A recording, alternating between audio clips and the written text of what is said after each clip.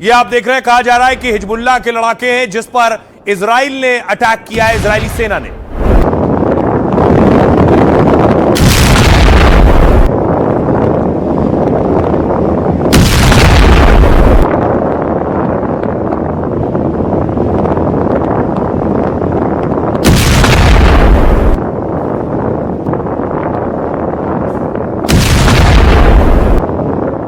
अब सवाल यह है कि आखिर इजरायली सेना क्या करने वाली। इजरायली कमांडर्स बैठक कर रहे हैं, उनके लिए क्या जंग रुक गई है या उनके पास कोई और बड़ा प्लान है? क्योंकि पहले गाजा, फिर लेबनान, फिर ईरान और फिर अभी भी लेबनान में अटैक जारी है।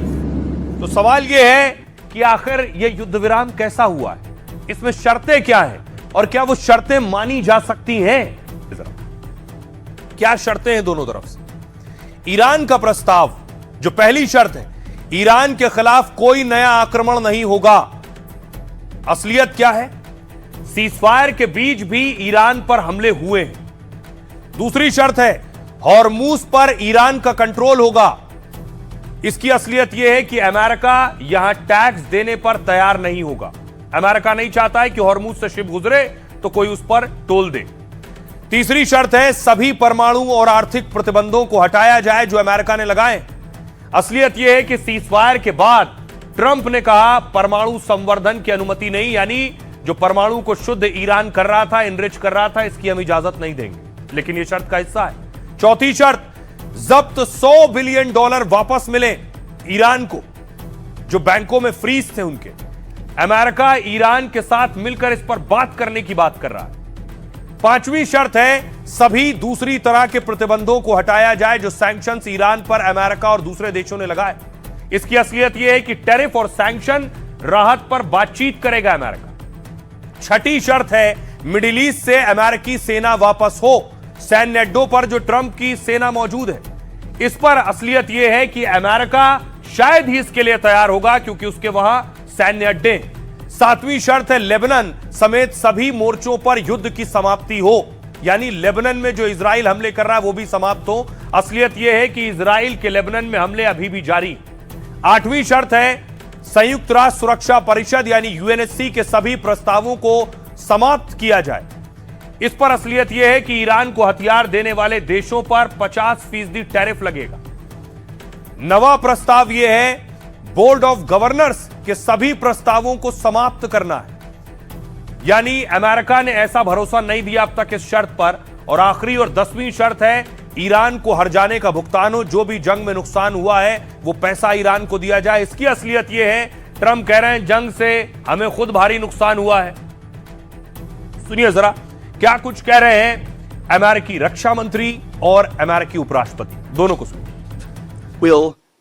हमारे पास मिनटों में ईरान की पूरी अर्थव्यवस्था को पंगु बनाने की शक्ति है। ईरान ने दया का रास्ता चुना। ट्रंप ने उन लक्ष्यों को बख्श दिया क्योंकि ईरान ने भारी दबाव में आकर सीजफायर स्वीकार किया। नए ईरानी शासन ने समझ लिया था कि समझौता उस भाग्य से कहीं बेहतर था जो उनका इंतजार कर रहा था। हम ये सुनिश्चित करेंगे कि ईरान इस सीजफायर का पालन करे, साथ ही बातचीत की मेज पर आकर समझौता करे। हम डटे रहेंगे, तैयार रहेंगे, सतर्क रहेंगे। हमारे सैनिक रक्षा के लिए तैयार हैं, आक्रमण के लिए तैयार हैं और किसी भी क्षण फिर आरंभ करने के लिए तैयार हैं।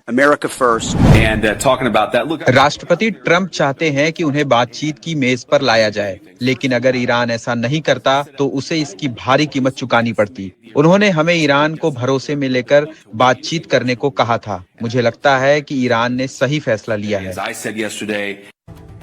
तो सवाल यह है, शर्तें तो लंबी चौड़ी हैं, लेकिन क्या उन शर्तों को माना जा सकता है? क्या अमेरिका मानने को तैयार है? और शर्तें नहीं मानी जाएंगी तो सीजफायर कैसा? क्योंकि ईरान की रिफाइनरी पर अटैक हुआ है। ये तस्वीर आप देख रहे हैं, ईरान की ऑयल रिफाइनरी पर हमला हो गया, सीजफायर के बाद अटैक हुआ है।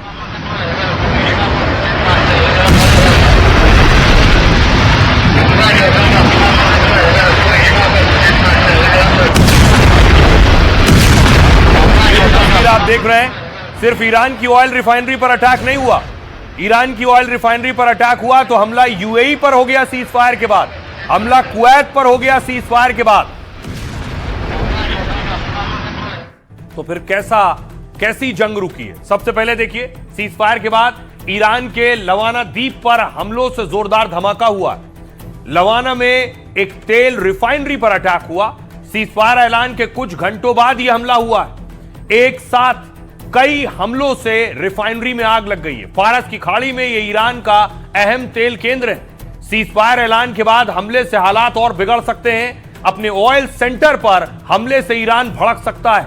IRGC ने साफ कहा है, हमारा हाथ ट्रिगर पर है, हम दुश्मन के हर हमले का मुंहतोड़ जवाब दे सकते हैं। दूसरी तरफ देखिए, कुवैत पर अटैक हो गया। सीजफायर के बाद ड्रोन अटैक हो गया कुवैत पर। कुवैत के रक्षा मंत्रालय ने ईरानी हमले की पुष्टि की और कहा, हमने ईरान के 28 ड्रोन नाकाम कर दिए। ईरान ने ऑयल सेंटर और पावर प्लांट को निशाना बनाया। पानी के कई डिसैलिनेशन प्लांट पर भी उसने हमला किया। ईरान ने हमले से कई जगह बड़ा नुकसान का दावा किया है। UAE पर अटैक हो गया। युद्ध विराम के बाद UAE में भी ईरानी हमलों से कोहराम मचा है। अबू धाबी के गैस प्लांट पर मिसाइल ड्रोन से अटैक किया गया। UAE ने कहा है, एयर डिफेंस से हमने ये सारे हमले नाकाम कर दिए, लेकिन प्लांट में एक मिसाइल गिरने से आग लगने की भी खबर है।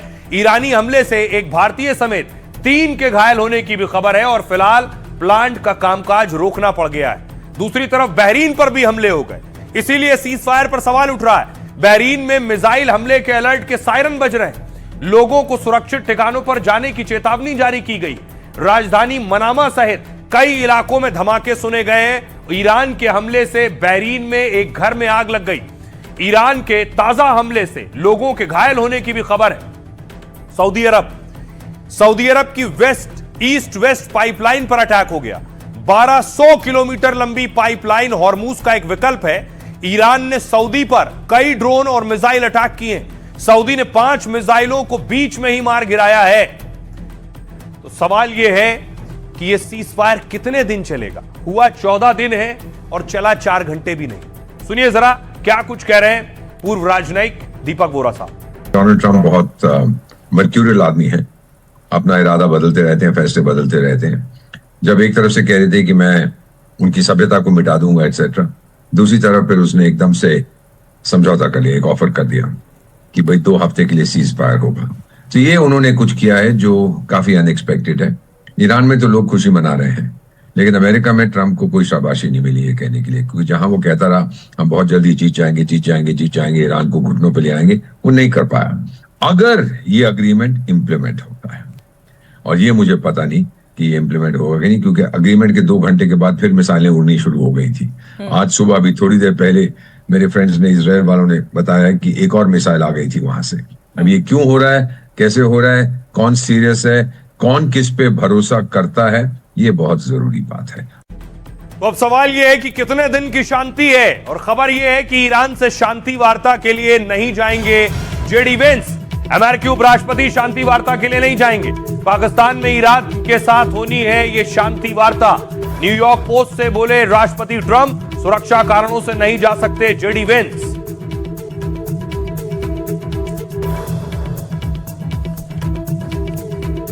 तो अब सवाल यह है कि 2 हफ्ते के लिए कागजों में ही सही जंग रुकी है, उसके बाद तेहरान में जो हालात हैं वो ठीक नहीं है। कितने दिन जंग रुकी है ये भी कोई नहीं जानता। ये तेहरान की तस्वीर आप देख रहे हैं। जंग के बाद चारों तरफ तबाही का मंजर, तबाही का आलम नजर आ रहा है।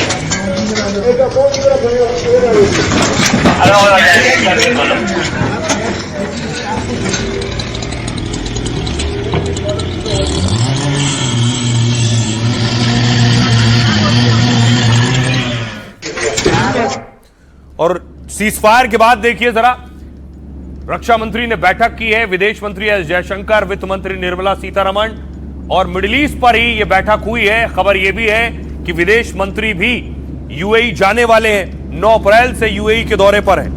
भारत के लिए इस जंग के बाद बहुत से सबक भी हैं कि भारत को अब क्या कुछ तैयारी करनी है, आगे कभी ऐसा हो भविष्य में, इसलिए उससे पहले क्या तैयारी करनी। और इस बीच जो भी भारतीय ईरान में है उनसे कहा गया है फौरन ईरान छोड़ दें। ईरान में फंसे भारतीयों के लिए भारत ने एडवाइजरी जारी की है। कहा है जितना जल्दी हो सके ईरान से बाहर निकल जाएं, बिना इजाजत के अंतर्राष्ट्रीय बॉर्डर के पास जाने की कोशिश ना करें, भारतीय दूतावास से संपर्क और तालमेल कर आगे बढ़ें। युद्ध विराम की घोषणा के कुछ घंटों बाद यह एडवाइजरी जारी की। सरकार ने हेल्पलाइन नंबर और ईमेल ID जारी की है। सीजफायर ऐलान से पहले भारतीयों से अपील की थी, कहा था ईरान में 48 घंटों तक जो भारतीय जहां है वहीं रहे, ईरान के मिलिट्री सेंटर और पावर प्लांट से दूर रहें, बहुमंजिला इमारतों में हो तो ऊपर के फ्लोर से दूरी बनाएं, और अब तुरंत ईरान छोड़ने की एडवाइजरी जारी की गई है। क्या भारत को लगता है कि हालात कहीं फिर न बिगड़ जाएं, इसलिए उससे पहले जो भारतीय फंसे हैं वो सुरक्षित वापस आ जाएं। जब युद्ध शुरू हुआ था उस वक्त 9000 भारतीय ईरान में थे, इनमें से ज्यादातर छात्र वहां काम करने या पढ़ने के लिए गए थे। अब तक करीब 1800 लोगों को वापस भारत लाया जा चुका है और भारत बाकी लोगों को निकालने की कोशिश कर रहा है। सुनिए जरा क्या कुछ कह रहे हैं विदेश मंत्रालय के प्रवक्ता Randhir Jaiswal. We have issued a statement. हम इस संघर्ष विराम का स्वागत करते हैं और उम्मीद करते हैं कि इससे पश्चिम एशिया में स्थायी शांति स्थापित होगी। जैसा कि हम पहले भी लगातार कहते रहे हैं, मौजूदा संघर्ष को जल्द से जल्द समाप्त करने के लिए तनाव कम करना, संवाद और कूटनीति जरूरी है। इस संघर्ष ने पहले ही लोगों को भारी तकलीफ और नुकसान पहुंचाया है और ग्लोबल एनर्जी और व्यापार नेटवर्क को बाधित किया है। हम आशा करते हैं कि होर्मुज स्ट्रेट से जहाजों की आवाजाही फिर शुरू होगी। मिडिल ईस्ट और ईरान में भारतीय समुदाय की सुरक्षा हमारी सर्वोच्च प्राथमिकता है। 24 घंटे चलने वाला एक कंट्रोल रूम वहां बनाया है, जहां मिशन हेल्पलाइन, सलाह और वीजा पारगमन और रसद संबंधित सहायता प्रदान कर रहे हैं। खुले हवाई क्षेत्रों से उड़ान जारी है और 28 फरवरी से अब तक लगभग 7.88 लाख यात्री भारत आ चुके हैं। प्रतिबंधित क्षेत्रों से निकासी पड़ोसी देशों के माध्यम से सुगम बनाई जा रही है। ईरान में जहां लगभग 7500 भारतीय फंसे हैं, एक नई सलाह जारी कर जल्द से जल्द निकलने का आग्रह किया है और 1864 नागरिकों को पहले ही अर्मेनिया और अजरबैजान के रास्ते निकाला जा चुका है। We hope that this development in West Asia will also encourage. अब सवाल यह है, सीजफायर की शर्तें तो आ गई, लेकिन क्या अमेरिका सीजफायर की शर्तों को मानेगा? उसमें एक शर्त यह भी है कि जितने सैनिक, जितने जवान अमेरिका के मिडिल ईस्ट के देशों में मौजूद हैं, यूएई में, कुवैत में, कतर में, जहां भी उनके बेसिस पर मौजूद हैं, उन सैन्य ठिकानों को अमेरिका को खाली करना होगा, अमेरिका को अपनी सेना वहां से हटानी होगी। देखिए जरा अमेरिका की सेना कहां कहां मौजूद है। देखिए कतर में अमेरिका के 10,000 जवान हैं, यहां से हटाएगा क्या अमेरिका? कुवैत में 13,500 जवानों की तैनाती है इस वक्त। बहरीन में 9,000 जवान डिप्लॉय किए गए। यूएई में भी 5,000 जवान अमेरिका के मौजूद हैं। जॉर्डन में 3,000 जवान है, शर्त में शामिल है इन सबको यहां से हटाओ। इराक में भी 2500 अमेरिकी जवान मौजूद हैं। सऊदी अरब में 2300 अमेरिकन सोल्जर्स हैं। ये मिडिल ईस्ट के देश, ईरान के आसपास के देश, जहां सीरिया में देखिए 1000 अमेरिकी जवान हैं, तो यहां से अमेरिका क्या अपने जवान हटाएगा? हरगिज नहीं हटाएगा। तो शर्त का एक ये प्रस्ताव पहले ही खारिज हो जाता है। दूसरी शर्त क्या है? दूसरी शर्त है कि हॉर्मुज पर टोल लगाएगा, यानी जितने तेल और गैस के जहाज गुजर रहे हैं उससे पैसा लेगा। अब एआई पर बहुत से वीडियो सोशल मीडिया पर चल रहे हैं ट्रंप का मजाक उड़ाते हुए। एक और ईरान की तरफ से वीडियो जारी किया गया सोशल मीडिया पर। You got 10 seconds. Believe me, you don't want this. 5 seconds. Very serious situation. 3. I'm ready. 1 last chance. You know what? Forget it. Let's do this the smart way. We talk. Okay. Let's make a deal. That's a good point. I'll take it. Best negotiation I had today. You got 10 seconds. Believe me, you don't want this. 5 seconds. Very serious situation. 3. I'm ready. 1 last chance. You know what? Forget it. Let's do this the smart way. We talk. Okay. Let's make a deal. That's a good point. I'll take it. Best negotiation I had today. You got 10 seconds. देखिए जरा, ये Hormuz से जुड़ा हुआ है, जहां से तेल और गैस के वेसल निकलते हैं। ईरान ने अमेरिका के सामने हॉर्मुज को लेकर भी शर्तें रख दी। ईरान ने साफ किया है कि हॉर्मुज पर पूरी तरह उसका कंट्रोल होगा और जब तक सीजफायर रहेगा तब तक हॉर्मुज रूट खुला रहेगा। पहले स्ट्रेट ऑफ हॉर्मुज को इंटरनेशनल वाटर रूट माना जाता था, यानी दुनिया भर के तेल और सामान वाले जहाज आ जा सकते थे, लेकिन ईरान अब इसे अपनी संप्रभुता का हिस्सा मान रहा है। यानी जिस जहाज को वो मंजूरी देगा वही यहां से गुजरेगा। ईरान अब हॉर्मूज से गुजरने वाले हर जहाज से पैसा वसूलेगा। दावा है ईरान जहाजों से $20 लाख तक वसूल सकता है। भारतीय करेंसी में यह करीब 16 से 17 करोड़ रुपए होंगे और बताया जा रहा है कि ईरानी सेना इसका पूरा जिम्मा संभालेगी। टोल से जो वसूली होगी इसका इस्तेमाल तबाही की भरपाई में होगा और अगर 2 हफ्ते बाद सीजफायर की अवधि आगे बढ़ती है तो ईरान हॉर्मूज टोल वसूली को अंतर्राष्ट्रीय कानून मानेगा। रिपोर्ट के मुताबिक ओमान और ईरान इसका प्लान तैयार कर रहे हैं। हॉर्मूज स्ट्रेट पर ईरान और ओमान दोनों का क्षेत्राधिकार है और इसी वजह से दोनों देशों को शुल्क लेने की अनुमति दी गई है। अब सुनिए जरा। सीज़फायर होना जो इंसानियत की बका के लिए, इंसानियत के बचाव के लिए बहुत अच्छा कदम है। हम किसी भी तरह से जंग नहीं चाहते, लेकिन जंग हमेशा ईरान के ऊपर मुसल्लत हुई है। ईरान जीता है जो ईरान ने शर्तें रखी थी, जिसको अमेरिका ने कबूल किया है, तो ईरान फतह और कामयाब हुआ है। ईरान को जो है वो कामयाबी मिली है कि जो शर्तें रखी है ना, मिसाल के तौर पर मैं और आपके बीच में मामला होता है, मैं अगर शर्तें रखता हूं तो अगर आप मान जाते हैं तो इसका मतलब जो है वो जीता मैं हूं। की सच की फतह हुई है। ये किसी मुल्क या किसी जात, किसी फिरके की नहीं है। ये तमाम आलम इस्लाम में इंसानियत की जीत हुई है, हक जीता है और जो सच झूठ था वो हार गया है। ईरान की फतह हुई है और सुपर पावर अमेरिका और इजराइल की शिकस्त हुई है। पूरी तरीके से जो 10 शराइत हैं सीज फायर की, उसके ऊपर गुफ्तगू होगी 2 हफ्ते के लिए।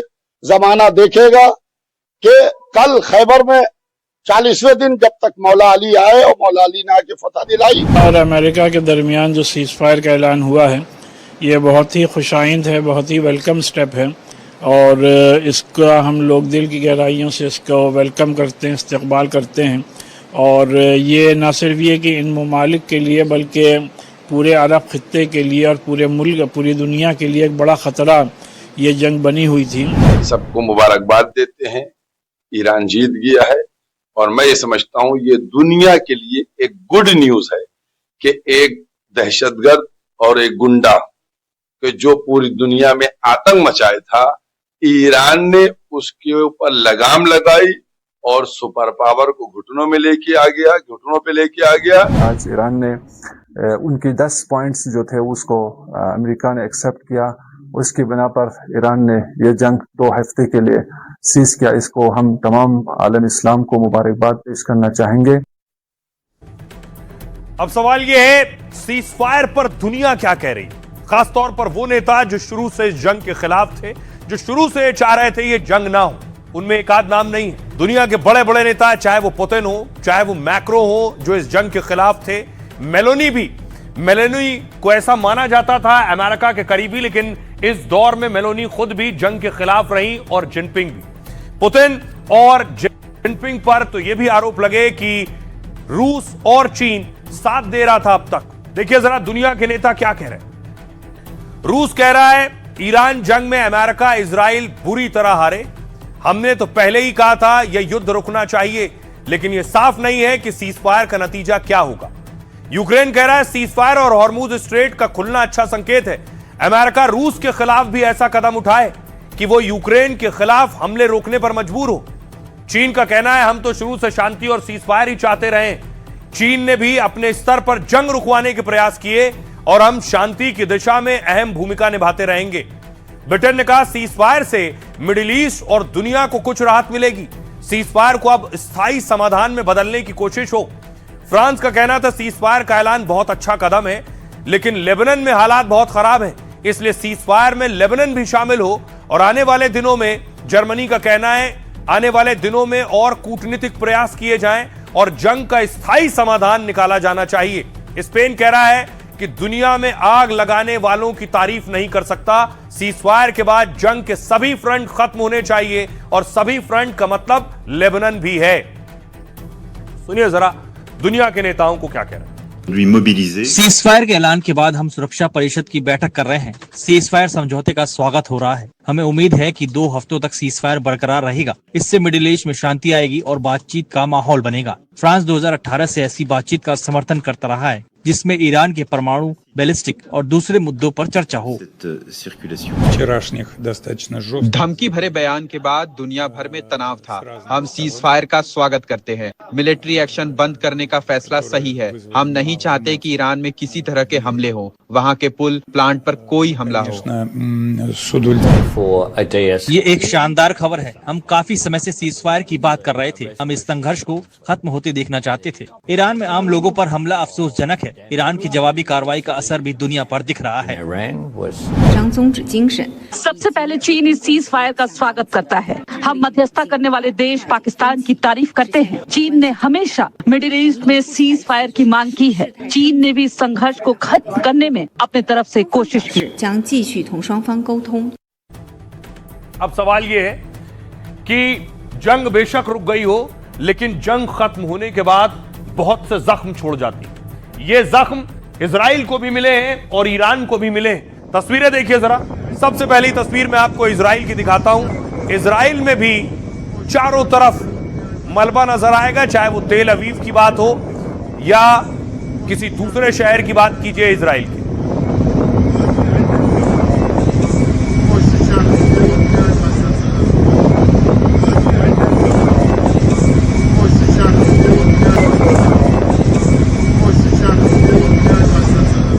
इजराइल की तस्वीर आपने देखी, लेकिन आपको ईरान की तस्वीर दिखाऊं। ईरान के हालात इससे ज्यादा खराब है। लगातार बमबारी के बाद ईरान में दावा है 3000 से ज्यादा लोगों की जानें गई।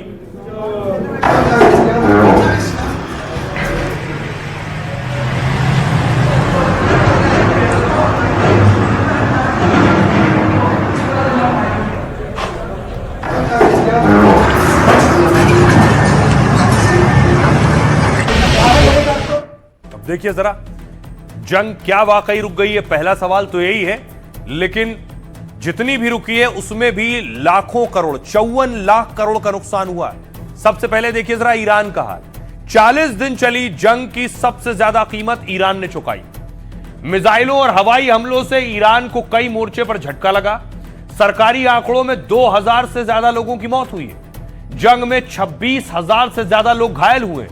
स्कूल, अस्पताल और ऐतिहासिक इमारतें खंडर हो चुकी हैं। आखिरी चरण में ईरान के कई पुल को निशाना बनाया गया।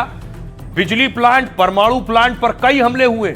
ईरान की अर्थव्यवस्था बुरी तरह प्रभावित हुई है। जंग से ईरान पर कई दशक पीछे जाने का खतरा मंडरा रहा। इजराइल देखिए, ईरान के मिसाइलों ने इजराइल को भी भारी नुकसान पहुंचाया है। ईरान की मिसाइलों ने इजराइल पर बहुत नुकसान पहुंचाया, जिसकी तस्वीरें मैंने आपको दिखाई। सरकारी रिकॉर्ड के मुताबिक इजराइल के 26 लोगों की मौत हुई है। ईरान के हमले में इजराइल के 7100 से ज्यादा लोग घायल हुए। जंग की वजह से इजराइल में 1,38,000 करोड़ स्वाहा हुआ है। अमेरिका का और बुरा हाल है। अमेरिका को भी इस जंग में तगड़ा नुकसान हुआ। मिडिल ईस्ट में अमेरिका के 17 सैन्य ठिकाने तबाह हो गए। युद्ध में 15 अमेरिकी सैनिक मारे गए, जबकि 300 से ज्यादा के घायल होने का दावा है। F-15E, F-35, A-10 सहित कई ड्रोन मार गिराए गए। रिपोर्ट के मुताबिक 10 लाख करोड़ से ज्यादा का नुकसान अमेरिका का हुआ। अगर जंग दोबारा होती है तो 20 लाख करोड़ तक का नुकसान हो सकता है, और सबका नुकसान मिला दें तो कुल नुकसान 54-55 लाख करोड़ रुपए हुआ है इस जंग से।